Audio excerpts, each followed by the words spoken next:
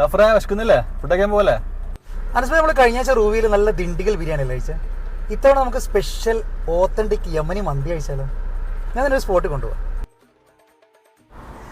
Hi dears, അപ്പം ഞാൻ നേരത്തെ പറഞ്ഞ വത്തയ്യയിലുള്ള യമനി ഓത്തന്റിക് ഫുഡ് കിട്ടുന്ന കൂസി റെസ്റ്റോറൻറ്റിലാണ് ഞാനിപ്പോൾ ഉള്ളത്.